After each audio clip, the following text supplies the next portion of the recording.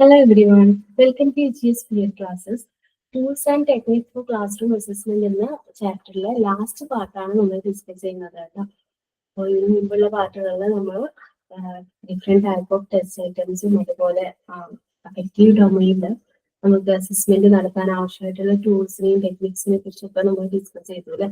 ബാക്കിയുള്ള പോർഷൻസ് ആണ് നമ്മൾ ഇനി ഡിസ്കസ് ചെയ്യാൻ പോകുന്നത് കേട്ടോ. ടൈപ്പ് ഓഫ് ടെസ്റ്റ് ഐറ്റം നമ്മൾ നോക്കുകയാണെങ്കിൽ ടെസ്റ്റ് ഐറ്റംസിന് ബ്രോഡായിട്ട് നമ്മൾ രണ്ട് ടൈപ്പുകളിലായിട്ട് ക്ലാസിഫൈ ചെയ്യാൻ പറ്റും. First type free or uncontrolled response type. അപ്പൊ അങ്ങനെയുള്ള റെസ്പോൺസ് ടൈപ്പിൽ അതായത് അങ്ങനെയുള്ള ടെസ്റ്റ് ഐറ്റംസിൽ നമുക്ക് എന്ത് ചെയ്യാൻ പറ്റും, ഫ്രീ ആയിട്ട് ആൻസർ പ്രൊവൈഡ് ചെയ്യാൻ പറ്റും. അതായത് നമുക്ക് എസ് ടൈപ്പ് ഒക്കെ നമുക്ക് അങ്ങനെ ഒരു എക്സാമ്പിൾ ആയിട്ട് പറയാം. എസ് ടൈപ്പിലൊക്കെ എങ്ങനെയാണ് ഒരൊറ്റ വേർഡിലൊക്കെയാണ് നമ്മൾ എഴുതുക, അല്ലാതെ നമ്മുടെ ഒപ്പീനിയൻസ് എഴുതും, അതുപോലെ എന്താ 3-4 പേജുകളിലായിട്ട് ആൻസേഴ്സ് ഉണ്ടായിരിക്കില്ല. അവിടെ നമുക്ക് ഫ്രീ ആയിട്ട് അൺകൺട്രോൾഡ് ആയിട്ടുള്ള രീതിക്ക് നമുക്ക് റെസ്പോൺസ് പ്രൊവൈഡ് ചെയ്യാൻ വേണ്ടി പറ്റും. അപ്പൊ അങ്ങനെയുള്ളതിനെയാണ് നമ്മൾ free or uncontrolled response type എന്ന് പറയുന്നത്. Next one fixed or controlled response type ഉണ്ട്. അതായത് നമ്മൾ ഒബ്ജക്റ്റീവ് ടൈപ്പ് ഒക്കെ നോക്കുകയാണെങ്കിൽ അത് 1-2 വേർഡ്സുകളിലല്ലേ നമ്മൾ ആൻസർ പ്രൊവൈഡ് ചെയ്യുക. അതായത് ഒരു ഫിക്സഡ് ടൈപ്പ് ഓഫ് റെസ്പോൺസ് ആണ് അവിടെ ഉള്ളത്. അപ്പം അങ്ങനെ രണ്ട് ടൈപ്പായിട്ട് നമ്മൾ എന്ത് ചെയ്യാം, ടെസ്റ്റ് ഐറ്റംസിനെ ക്ലാസിഫൈ ചെയ്യാം. ഓക്കെ, ഓരോന്നും നമുക്ക് ഡിസ്കസ് ചെയ്യാം കേട്ടോ. നമുക്ക് ഡിസ്കസ് ചെയ്യാൻ പോകുന്നത് ഒബ്ജക്റ്റീവ് ടൈപ്പ് ക്വസ്റ്റ്യൻസ് ആണ്. ഒബ്ജക്റ്റീവ് ടൈപ്പ് ക്വസ്റ്റ്യൻസ് നമുക്ക് പറയാൻ ഒരു ഫിക്സഡ് ആൻസർ മാത്രമേ അതിലുണ്ടായിരിക്കുള്ളൂ. അതിനെ തന്നെ നമുക്ക് multiple type question test item, true or false test item, matching type test item, very short answer or one word answer type, finding the odd one among those provided. ഇങ്ങനെ classify ചെയ്യാൻ വേണ്ടിയിട്ട് പറ്റും. Objective ടൈപ്പിൽ multiple type test item എന്ന് പറഞ്ഞാൽ എന്താ നമുക്ക് അറിയാവുന്ന കാര്യമാണ് അല്ലേ. In this type, the test item, the testee has to select among the answer provided which he considers the most appropriate and often it has his response. Multiple choice ഉണ്ടായിരിക്കും, അതിൽ നിന്ന് നമ്മൾ പ്രോപ്പർ ആയിട്ടുള്ള ചോയ്സ് എന്ത് ചെയ്യണം, നമ്മൾ select ചെയ്യണം അല്ലെ. പിന്നെ second one true or false type item. അതായത് നമുക്കൊരു സ്റ്റേറ്റ്മെന്റ് പ്രൊവൈഡ് ചെയ്തിട്ടുണ്ടായിരിക്കും, അതൊരു ട്രൂ ആണോ ഫോൾസ് ആണോ എന്നുള്ളത് നമ്മൾ കൊടുക്കണം അല്ലെ. അതിനെന്താ ട്രൂ ആവാനും ഫോൾസ് ആവാനും 50-50% ആണ് ചാൻസസ് ഉള്ളത് അല്ലെ. ഇനി നെക്സ്റ്റ് ടൈപ്പാണ് matching type item. Matching type എന്ന് പറഞ്ഞാൽ എന്താ, ഒരു കോളത്തില് എന്താ ക്വസ്റ്റ്യൻസ് ഉണ്ടായിരുന്നു, ഒരു പോലത്തെ റെസ്പോൺസ് ഉണ്ടായിരുന്നു, മാച്ചിങ് ആയിട്ടുള്ളത് എന്ത് ചെയ്യണം നമുക്ക് ഡ്രോ ചെയ്ത് കൊടുക്കണം അല്ലെ. സിമിലർ ആയിട്ട് പ്രമിസസ് ഉണ്ടാവും, റെസ്പോൺസ് ഉണ്ടാവും, അതിലേക്കാണോ മാച്ചിങ് ആയിട്ടുള്ളത് നമ്മൾ എന്ത് ചെയ്യണം, അതിന് നേടി നമ്മൾ എന്ത് ചെയ്യണം, ഒന്നുകിൽ ഡ്രോ ചെയ്യണം അല്ലെങ്കിൽ നമ്മൾ എന്ത് ചെയ്യണം, ഏതാണെന്നുള്ളത് സ്പെസിഫൈ ചെയ്യണം അല്ലെ. നെക്സ്റ്റ് ആണ് very short answer or one word answer type ആണ്. അതിൽ നമ്മൾ ചെറിയ ഒരു വേർഡ്, വൺ വേർഡിലായിട്ടോ അല്ലെങ്കിൽ ചെറിയൊരു ആൻസർ ഒക്കെയാണ് നമ്മൾ എന്ത് ചെയ്യുക പ്രൊവൈഡ് ചെയ്യുക. അതായത് നമ്മൾ എസ് ടൈപ്പിലുള്ള പോലെ എന്ത് ചെയ്യുക 3-4 പേജുകളിലായിട്ട് റെസ്പോൺസ് പ്രൊവൈഡ് ചെയ്യുക. അതാണ് very short answer or one word answer type എന്ന് പറഞ്ഞാൽ. പിന്നെ next and last one among the objective types is finding the odd one among those provided. അതായത് കുറച്ചധികം ടെസ്റ്റ് ഐറ്റം ഉണ്ടായിരിക്കും, അതിൽ ഓഡ് വണ്ണായിട്ട് കിടക്കുന്ന വേർഡ് ഏതാണ് അല്ലെങ്കിൽ ഓഡ് വണ്ണായിട്ട് കിടക്കുന്ന സ്റ്റേറ്റ്മെന്റ് ഏതാണെന്ന് വെച്ചാൽ നമ്മൾ എന്ത് ചെയ്യണം, ഫൈൻഡ് ഔട്ട് ചെയ്യും. ഓക്കെ, അപ്പൊ ഇത്രയും കാര്യങ്ങളാണ് ഒബ്ജക്റ്റീവ് ടൈപ്പ് ടെസ്റ്റ് ഐറ്റത്തിലുള്ളത്. ഒബ്ജക്റ്റീവ് ടൈപ്പിന് മെറിറ്റ് എന്തൊക്കെയാ, ഒരു പെർട്ടിക്കുലർ ആൻസർ ഉള്ളത് കൊണ്ട് തന്നെ നമ്മൾ ആൻസർ വാല്യുവേറ്റ് ചെയ്യുന്ന ആളുകളുടെ മൂഡൊന്നും എന്ത് ചെയ്യുന്നില്ല, ഈ ഒരു സ്റ്റുഡൻസിന്റെ പ്രോപ്പറായിട്ട് മാർക്ക് കിട്ടുന്നതിനെ എഫക്ട് ചെയ്യുന്നില്ല. പിന്നെന്താ സ്കോറിംഗ് കീസ് ഒക്കെ വ്യക്തമായിരിക്കും അല്ലെ. അതായത് ഇപ്പൊ ഒബ്ജക്റ്റീവ് ടൈപ്പിന് ഒരു വ്യക്തമായിട്ടുള്ള ഒരു സ്കോറിംഗ് കീ പ്രൊവൈഡ് ചെയ്യും. അതായത് ഈ ഒരു വേർഡ് ആണ് ആൻസർ ഇത് എഴുതിയിട്ടുണ്ടെങ്കിൽ 1 മാർക്ക് അങ്ങനെയാ അല്ലെ. അപ്പൊ അതുകൊണ്ട് തന്നെ എന്ത് ചെയ്യില്ല, പേഴ്സണൽ ബയാസ് ഉണ്ടായിരിക്കില്ല. അതുപോലെ എക്സാമിനറിൽ അല്ലെങ്കിൽ എന്താ സ്കോർ ചെയ്യുന്ന ആ ഒരു ഇൻഡിവിജ്വലിന്റെ മൂഡൊന്നും എന്ത് ചെയ്യുന്നില്ല, എഫക്ട് ചെയ്യുന്നില്ല. അതുപോലെ എന്താ പെട്ടെന്ന് കാര്യങ്ങൾ നമുക്ക് നോക്കിയാൽ പെട്ടെന്ന് ഫാസ്റ്റ് ആയിട്ട് നമുക്ക് എന്ത് ചെയ്യാൻ പറ്റുമോ, സ്കോറിംഗ് ഒക്കെ പ്രൊവൈഡ് ചെയ്യാൻ പറ്റും. ആളുകൾക്ക് നമുക്ക് ആൻസർ ഷീറ്റ് പ്രൊവൈഡ് ചെയ്യാനൊക്കെ എളുപ്പമാണ്. അതായത് ആൻസേഴ്സ് പറഞ്ഞു കൊടുക്കുമല്ലോ, അതിനൊക്കെ എളുപ്പമാണ് അല്ലെ. പിന്നെന്താ കുറഞ്ഞ ടൈം കൊണ്ട് തന്നെ നമുക്ക് കുറെ ആളുകൾക്ക് റെസ്പോൺസ് കാര്യങ്ങളൊക്കെ വാങ്ങിക്കാൻ പറ്റും. കുറഞ്ഞ ടൈം കൊണ്ട് നമുക്ക് എക്സാംസ് കണ്ടക്ട് ചെയ്യാൻ പറ്റും. അങ്ങനെയുള്ള ഒരുപാട് ബെനിഫിറ്റ്സ് എന്തിനുണ്ട്, ഒബ്ജക്റ്റീവ് ടൈപ്പ് ഉണ്ട്. ഇനി എന്തൊക്കെയാ അതിന്റെ ലിമിറ്റേഷന്, ലിമിറ്റേഷൻസ് എന്ന് പറഞ്ഞാൽ സ്റ്റുഡൻസിന് എന്ത് ചെയ്യാൻ പറ്റില്ല, അവരുടെ എക്സ്പ്ലനേഷൻ പ്രൊവൈഡ് ചെയ്യാൻ പറ്റില്ല. അല്ലെ, എന്തുകൊണ്ടാണ് ഞാൻ ആ ഒരു ആൻസർ ചൂസ് ചെയ്തത് എന്നുള്ള ആ ഒരു കാര്യം എന്ത് ചെയ്യാൻ പറ്റില്ല, അവർക്ക് പ്രോപ്പർ ആയിട്ട് ചെയ്യാൻ വേണ്ടി പറ്റില്ല. Okay, it is very difficult to prepare objective type test item. അല്ലെ, ഒരു പെർട്ടിക്കുലർ ആൻസർ ഉള്ളത് കൊണ്ട് തന്നെ ഒബ്ജക്റ്റീവ് ടൈപ്പ് ടെസ്റ്റ് ഐറ്റംസ് എന്ന് പറഞ്ഞാൽ പ്രിപ്പയർ ചെയ്യാന്ന് പറഞ്ഞാൽ കുറച്ച് ബുദ്ധിമുട്ടാണ്. അല്ലെ, അങ്ങനെയുള്ള കുറച്ച് ലിമിറ്റേഷൻസും ഒബ്ജക്റ്റീവ് ടൈപ്പ് ക്വസ്റ്റ്യൻസിനുണ്ട്. നിങ്ങൾക്കൊക്കെ അറിയാവുന്ന കാര്യമാണ്, അതാണ് പെട്ടെന്ന് പറഞ്ഞു പോകുന്നത്. ഇനി ഷോർട്ട് ആൻസർ ടൈപ്പ് ക്വസ്റ്റ്യൻസ് ഉണ്ട്. ഷോർട്ട് ആൻസർ ടൈപ്പ് എന്ന് പറഞ്ഞാൽ എന്താ, ഒരു 3-4 വരികളിലായിട്ട് 140 വേർഡ്സ് ഉള്ള ടൈപ്പ് ആൻസേഴ്സിനെയാണ് നമ്മൾ ഷോർട്ട് ആൻസർ ടൈപ്പ് എന്ന് പറയാറ്.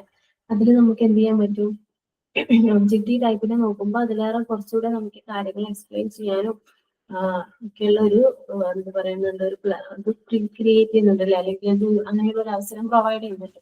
Students are required to express their answer precisely and specifically without beating around the question.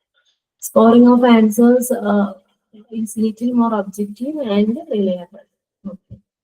It is possible to prepare the question paper covering the entire content area to be tested. ഒന്നുകൂടെ എളുപ്പമാണ് question paper ഉണ്ടാക്കാനും. Okay, ഇനി paragraph type questions ആണ് next. Paragraph type എന്ന് പറഞ്ഞാൽ 10 ലൈൻസിലൊക്കെ ആയിട്ട് നമുക്ക് എഴുതുന്ന ആൻസേഴ്സ് ആണ് അല്ലെ. 100 വേർഡ്സ് ഒക്കെയാണ് മാക്സിമം അതിന് വരിക.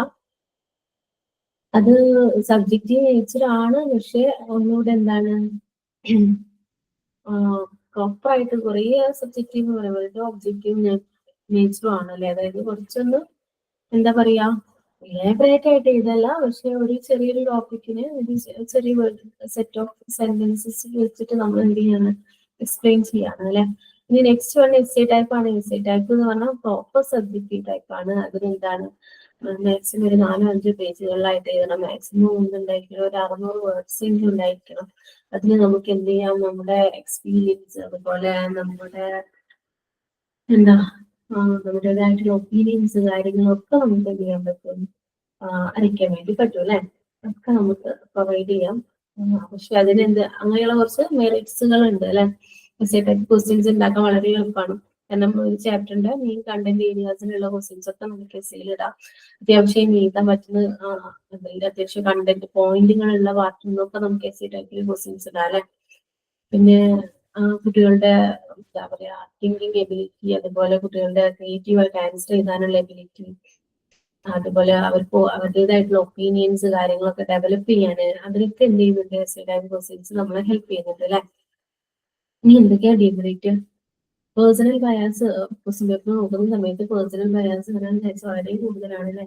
പിന്നെ വലിയൊരു ആൻസർ ആയതുകൊണ്ട് തന്നെ interview means question paper answer sheet നോക്കുന്ന ആളുകൾ പ്രോപ്പർ ആയിട്ട് അതിന് വാല്യൂ ചെയ്യണമെന്നില്ല അല്ലെ. എല്ലാ പാർട്ടും വായിച്ച് നോക്കണം എന്നില്ല.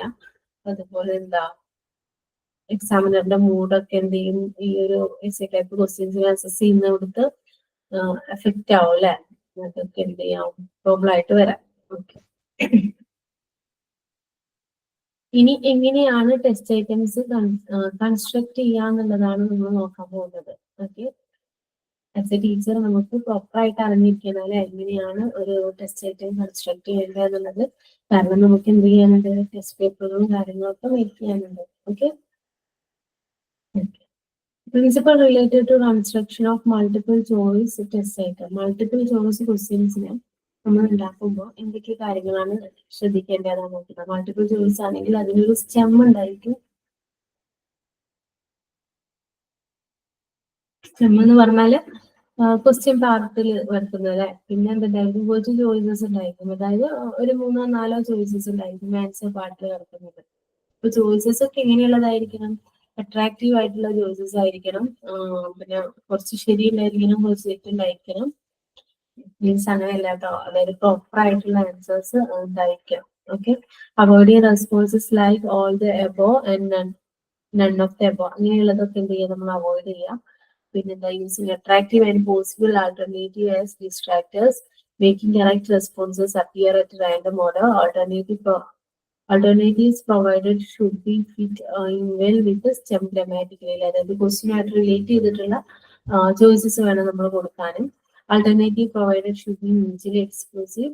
Arranging alternative one after to after the other in numerical order. അതൊക്കെയാണ് ചോയ്സസ് ആയിട്ട് നമ്മൾ എന്ത് ചെയ്യേണ്ടത്, റിലേറ്റ് ചെയ്തിട്ടുള്ള പ്രിൻസിപ്പിൾസിലെ അതായത് ഓപ്ഷൻസ് നമ്മൾ കൊടുക്കുമ്പോൾ ശ്രദ്ധിക്കേണ്ട കാര്യങ്ങൾ. ഇനി സ്റ്റെം ആയിട്ട് ഏതൊക്കെയാ വരുന്നത്?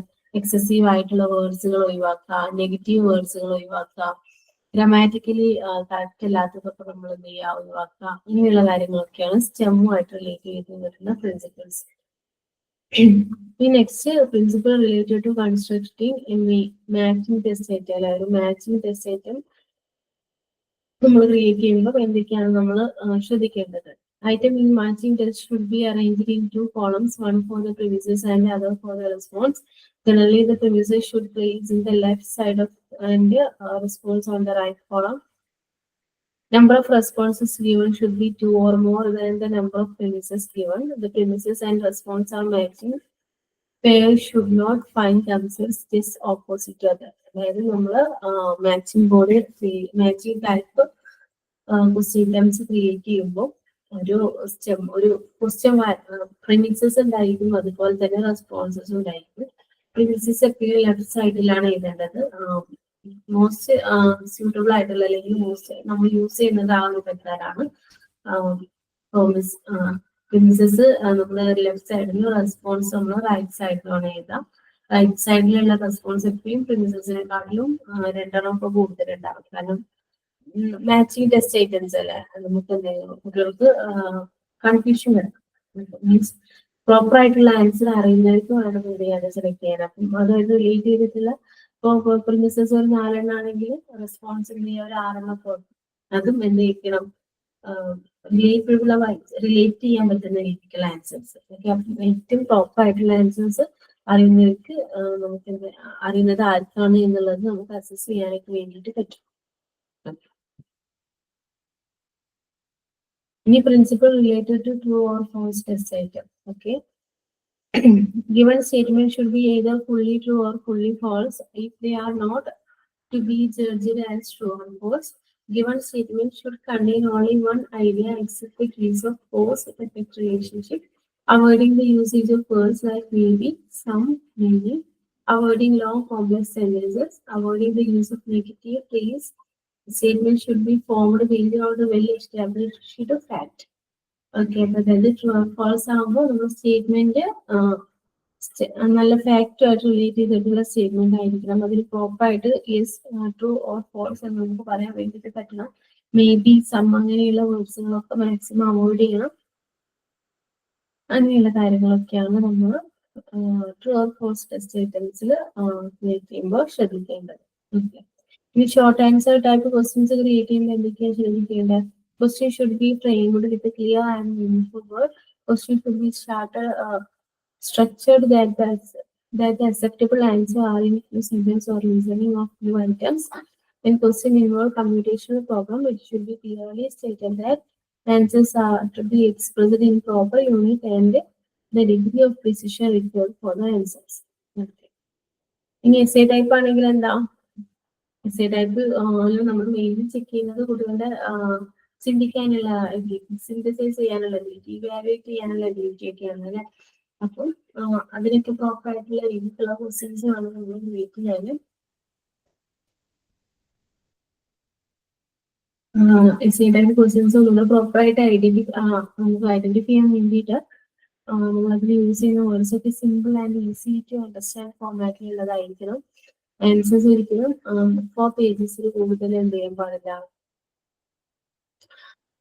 കൂടാൻ പാടില്ല. അങ്ങനെ നമ്മൾ എന്ത് ചെയ്യണം, എത്ര പേജാണോ നമ്മൾ എഴുതേണ്ടതെന്നുള്ളത് പ്രോപ്പർ ആയിട്ട് നമ്മൾ എന്ത് ചെയ്യണം, മെൻഷൻ ചെയ്യണം അല്ലെ. അപ്പൊ നമ്മുടെ BEd എക്സാമിലായാലും നമ്മളോട് പറയാറില്ല 3 പേജസുകളായിട്ട് കംപ്ലീറ്റ് ചെയ്യുക, അതായത് 6 സൈഡുകളിലായിട്ട് ക്വസ്റ്റ്യൻസ് കംപ്ലീറ്റ് ചെയ്യുക. അങ്ങനെ ഒരു എന്തിന്റെ ക്രൈറ്റീരിയ ഉണ്ടല്ലോ. അങ്ങനെയാണ് നമുക്ക് ആ 40 പേജസിന്റെ ബുക്ക്ലെറ്റ് കംപ്ലീറ്റ് ആയിട്ട് എന്ത് ചെയ്യാൻ പറ്റുക, കവർ ചെയ്യാൻ വേണ്ടിയിട്ട് പറ്റുക.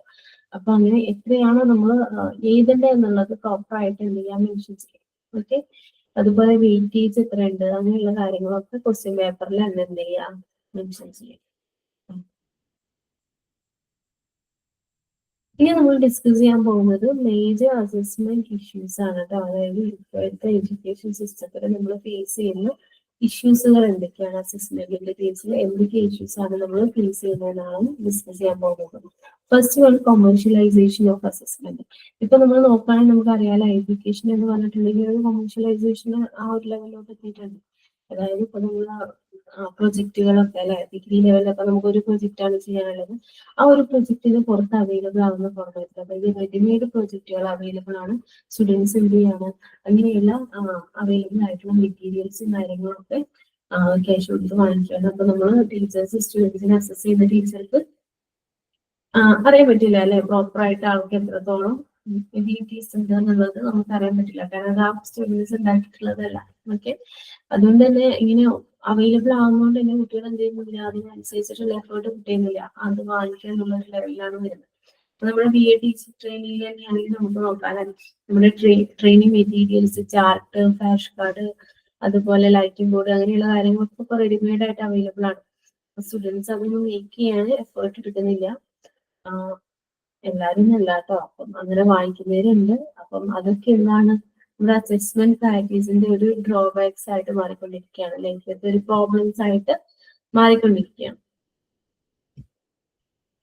പിന്നെ ഇപ്പോൾ ടെസ്റ്റ് ക്വാളിറ്റിയിലെ, അതായത് നമ്മൾ അസസ്മെന്റിൽ നമ്മൾ മെയിൻ ആയിട്ട് യൂസ് ചെയ്യുന്നത് ടെസ്റ്റ് യൂസ് ചെയ്യുന്നുണ്ട് അല്ലെ, അപ്പൊ അതിന്റെ ക്വാളിറ്റി വളരെ കുറവാണ്. അതായത് ഒരു ടെസ്റ്റ് പേപ്പർ നമ്മൾ കണ്ടക്ട് ചെയ്യുമ്പോൾ ആ ഒരു ടീച്ചറിന് അത്രയും എന്തുണ്ടായിരിക്കണം, നോളജ് കാര്യങ്ങളൊക്കെ ഉണ്ടായിരിക്കണം. അപ്പം പ്രോപ്പറായിട്ട് കണ്ടന്റ് നോളജ് ഇല്ലാതെ ടീച്ചേഴ്സൊക്കെ ടെസ്റ്റ് പേപ്പർ ക്രിയേറ്റ് ചെയ്ത് കഴിഞ്ഞാൽ നമുക്ക് എന്ത് ചെയ്യാൻ പറ്റില്ല, നല്ല രീതിക്ക് അസസ്മെന്റ് നടത്തുമെന്ന് പറയാൻ പറ്റില്ല അല്ലെ. അതായത് ടെസ്റ്റ് ഐറ്റത്തിന്റെ വാലിഡിറ്റി, റിലയബിലിറ്റി, ഒബ്ജക്ടിവിറ്റി ഒക്കെ ചെക്ക് ചെയ്തതിനു ശേഷം മാത്രം വേണം നമ്മളൊരു ടെസ്റ്റ് കണ്ടക്ട് ചെയ്യാൻ. നെക്സ്റ്റ് ഡൊമൈൻ ഡിപെൻഡൻസി ആണ്. Effective assessment require deep understanding of subject domain. Teacher with a weak domain knowledge struggle to ask relevant questions and interpret students' performance. Formative assessment should integrate a general principle with a specific domain expertise. Domain dependency എന്ന് പറഞ്ഞാൽ നമ്മുടെ assessment നടത്തുന്ന ആളുകൾക്ക് subject കണ്ടന്റിന് ഡീപ്പായിട്ടുള്ള knowledge ഇല്ല എങ്കിൽ അവർ നടത്തുന്ന assessment proper ആണെന്ന് നമുക്ക് പറയാൻ പറ്റില്ല. അപ്പോ അങ്ങനെ പ്രോപ്പറായിട്ട് ഐഡിയ ഇല്ലാത്ത ടീച്ചേഴ്സ് അസസ്മെന്റ് നടത്തി കഴിഞ്ഞാൽ അത് സ്റ്റുഡൻസിനെ എന്ത് ചെയ്യും, സ്ട്രോങ് ആയിട്ട് ഇഫക്ട് ചെയ്യും. നെക്സ്റ്റ് ഫോർത്ത് വൺ ആണ് മെഷർമെന്റ് ഇഷ്യൂ. മെഷർമെന്റ് ഇഷ്യൂ എന്ന് പറഞ്ഞാൽ നമ്മൾ കോഗ്നിറ്റീവ്, അഫക്റ്റീവ്, സൈക്കോമോട്ടർ ഡൊമൈനില് അസസ്മെന്റ് മെഷർ ചെയ്യുന്ന ഇഷ്യൂസ് ആണ് അല്ലെ. അത് മെയിൻലി എന്താ വരുന്നത്, മെഷർമെന്റിൽ വരുന്ന ചെറിയ ചെറിയ തെറ്റുകൾ കൊണ്ട് വരുന്ന എറേഴ്സ് കാരണം വരുന്നതായിരിക്കും അല്ലെ. ഇനി ഓരോന്നും നമുക്ക് നോക്കാം ഡീറ്റെയിൽ ആയിട്ട്. നമ്മൾ പറയാം കോഗ്നിറ്റീവ് ഡൊമൈൻ എന്ന് പറഞ്ഞാൽ ബുദ്ധിപരമായിട്ടുള്ള കാര്യങ്ങളൊക്കെയാണ് മെഷർ ചെയ്യുക അല്ലെ, നോളജ്, അണ്ടർസ്റ്റാൻഡിങ്, ആപ്ലിക്കേഷൻ, അങ്ങനെയുള്ള കാര്യങ്ങളൊക്കെ. അത് നമ്മൾ യൂഷ്വലി റിട്ടേൺ ടെസ്റ്റ് വഴിയാണ് എന്ത് ചെയ്യുന്നത്, മെഷർ ചെയ്യുന്നത്. ഇനി അഫക്റ്റീവ് ഡൊമൈനും സൈക്കോമോട്ടർ ഡൊമൈനും നോക്കുകയാണെങ്കിൽ നമ്മൾ ഒബ്സർവേഷൻ, അതുപോലെ ആറ്റിറ്റ്യൂഡ് സ്കിൽസ്, അങ്ങനെയുള്ള ടൂൾസും ടെക്നിക്സും ഒക്കെ വെച്ചിട്ടാണ് നമ്മൾ ചെയ്യുന്നത്, മെഷർ ചെയ്യുന്നത് അല്ലെ. ഇപ്പൊ കോഗ്നിറ്റീവ് ഡൊമൈനില്, അതായത് അച്ചീവ്മെന്റ് ടെസ്റ്റുകളൊക്കെ നമ്മൾ മെഷർ ചെയ്യുമ്പോഴുള്ള ഇഷ്യൂസ് എന്തൊക്കെയാ, നമ്മൾ ടെസ്റ്റ് ഐറ്റംസിന് എന്തൊക്കെയാണോ ലിമിറ്റേഷൻസ് പറഞ്ഞത് അതൊക്കെ നമുക്ക് ഇവിടെയും പറയാം. കാരണം കോഗ്നിറ്റീവ് ഡൊമൈൻ നമ്മൾ യൂഷ്വലി ടെസ്റ്റ് വെച്ചിട്ടാണ്, അല്ലെങ്കിൽ ടെസ്റ്റ് ഐറ്റംസ് വെച്ചിട്ടാണ് നമ്മൾ എന്ത് ചെയ്യുന്നത്, മെഷർ ചെയ്യുന്നത്. അപ്പൊ അച്ചീവ്മെന്റ് ടെസ്റ്റിന്റെ ഡ്രോബാക്ക് ആയിട്ട് വന്ന കാര്യങ്ങളൊക്കെ നമുക്ക് എന്ത് ചെയ്യാം, ഇവിടെയും പറയാം.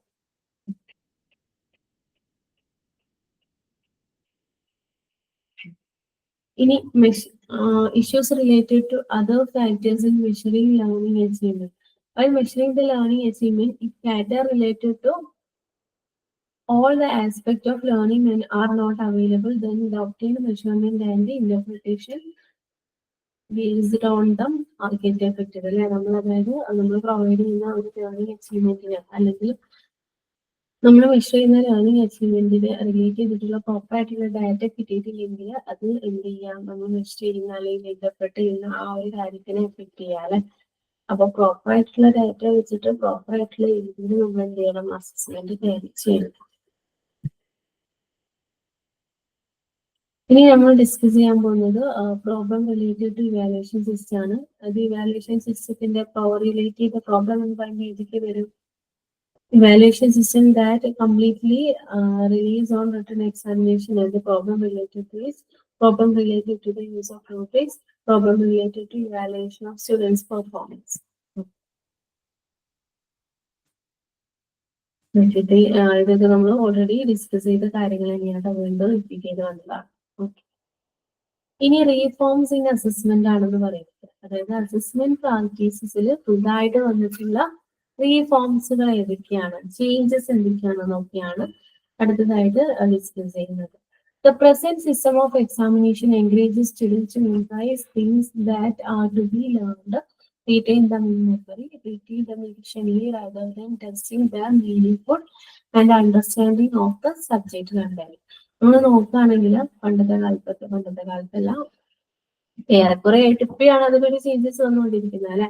നമ്മുടെ എഡ്യൂക്കേഷൻ സിസ്റ്റം എന്ന് പറഞ്ഞിട്ടുണ്ടെങ്കിൽ എന്ത് മാത്രമായി, ഒരു റോട്ട് ലേണിംഗ് ആയില്ലേ. അതായത് കുറച്ച് സിലബസിലുള്ള കുറച്ച് കാര്യങ്ങൾ ടീച്ചേഴ്സ് ഡെലിവർ ചെയ്യും, സ്റ്റുഡൻസ് അതിന്റെയും കേട്ട് അണ്ടർസ്റ്റാൻഡ് ചെയ്തിട്ട് മെമ്മറൈസ് ചെയ്തിട്ട് നമുക്ക് എന്തെങ്കിലും ആൻസർ പേപ്പറിലോ അല്ലെങ്കിൽ ടീച്ചേഴ്സ് പേപ്പറുകളോ അത് ഒമിറ്റ് ചെയ്യുന്ന ഫോർമാറ്റിലാണ് നമ്മുടെ എഡ്യൂക്കേഷൻ സിസ്റ്റം അല്ലെ. അപ്പൊ ആ ഒരു ലെവലിലേക്ക് അവർക്ക് റോഡ് ലേണിംഗ് അല്ലെങ്കിൽ മെമ്മറൈസ് ചെയ്യാന്നുള്ളതിനെക്കാട്ടിലും ഇമ്പോർട്ടൻസ് കൊടുക്കുന്നത് ആ മീനിങ് ആയിട്ട് അണ്ടർസ്റ്റാൻഡ് ചെയ്യുക അല്ലെങ്കിൽ അതിനെ ഇന്റർപ്രിറ്റ് ചെയ്യുക അങ്ങനെയുള്ള കാര്യങ്ങളൊക്കെയാണ് അല്ലെ.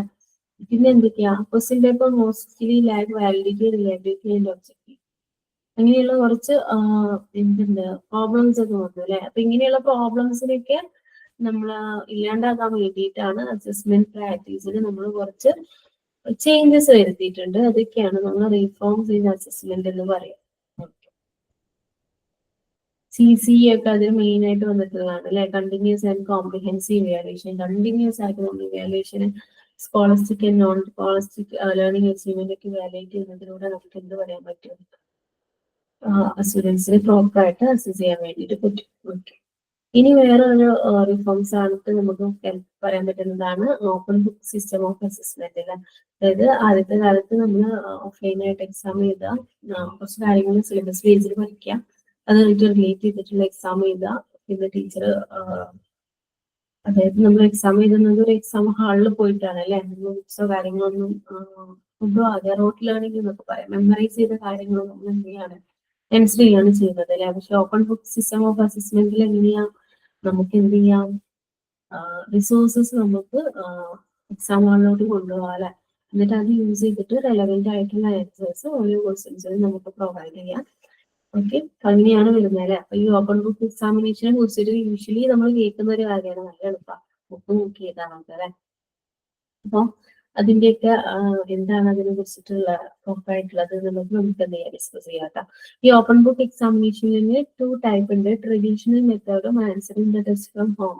ട്രഡീഷണൽ മെത്തേഡ് എന്ന് പറഞ്ഞാൽ നമ്മൾ എന്ത് ചെയ്യാം, നമ്മൾ ട്രഡീഷണൽ മെത്തേഡിൽ എന്താ ചെയ്യുന്നത്, നമ്മൾ എക്സാം ഹാളിൽ വന്നിട്ട് എക്സാം എഴുതുന്നില്ല. അതേപോലെ തന്നെ ഈ ഓപ്പൺ ബുക്ക് എക്സാമിനേഷനിൽ എന്ത് ചെയ്യും, നമ്മൾ എക്സാം ഒരു സിലബസ് ഉണ്ടായിരിക്കും, ആ സിലബസിനനുസരിച്ച് നമ്മൾ കാര്യങ്ങളൊക്കെ ഏത് ബുക്കാണ് വേണ്ട കാര്യങ്ങളൊക്കെ റെഫർ ചെയ്യും. എന്നിട്ട് നമ്മൾ എക്സാമിന് അപ്ലൈ ചെയ്യും, എന്നിട്ട് എക്സാം ഹാളിൽ വന്നിട്ട് എക്സാം എഴുതും. ഓക്കെ, അതാണ് ട്രഡീഷണൽ മെത്തേഡ് അല്ലെ. ആ സെയിം മെത്തേഡ് തന്നെ, പക്ഷെ ആകെയുള്ള ഡിഫറൻസ് എന്താ, ട്രഡീഷണൽ മെത്തേഡിൽ നമുക്ക് ബുക്സ് ഒന്നും എക്സാം ഹാളിലോട്ട് എന്ത് ചെയ്യില്ല, അലോട്ട് ചെയ്യില്ല, എക്സാം ഹാളിലോട്ട് കൊണ്ടുപോകാൻ പറ്റില്ല. പക്ഷെ ഓപ്പൺ ബുക്ക് എക്സാമിനേഷനിൽ നമ്മൾ ഓഫ്ലൈൻ ആയിട്ട് ഒരു സെന്ററിൽ പോയിട്ടാണ് എക്സാം എഴുതുക, പക്ഷെ നമുക്ക് എന്ത് ചെയ്യാം, ബുക്ക് കയ്യിൽ വെക്കാം. ഓക്കെ, അതാണ് ട്രഡീഷണൽ മെത്തേഡ് എന്ന് പറഞ്ഞാൽ. ഇനി answering the test from home എന്ന് പറഞ്ഞാൽ ക്വസ്റ്റ്യൻ പേപ്പർ അവർ പ്രൊവൈഡ് ചെയ്യും, അത് വീട്ടിൽ കൊണ്ടുപോയിട്ട് നമ്മൾ നെക്സ്റ്റ് ഡേ എന്ത് ചെയ്യുക, പ്രോപ്പറായിട്ട് എഴുതിയതിനു ശേഷം ബുക്കിലൊക്കെ നോക്കി ചെയ്തതിനു ശേഷം നമ്മൾ കൊണ്ടുവെക്കുന്നതിനെയാണ് answering the test from home എന്ന് പറയുന്നത്. ഓക്കെ, ഇനി ഓപ്പൺ ബുക്ക് എക്സാമിനേഷനിൽ എന്തൊക്കെയാണ് നമുക്ക് പെർമിറ്റ് ചെയ്യുന്നതെന്നാണ് അറിയുന്നത്. Text book, reference book, notes prepared by respective students are usually allowed for the students to refer and prepare their answer in the open book examination. Guides available in the market are not permitted. Generally, the number of reference material used in open book examination are not restricted. The only restriction imposed is that students should prepare answer individually of their own without the help of others. Okay.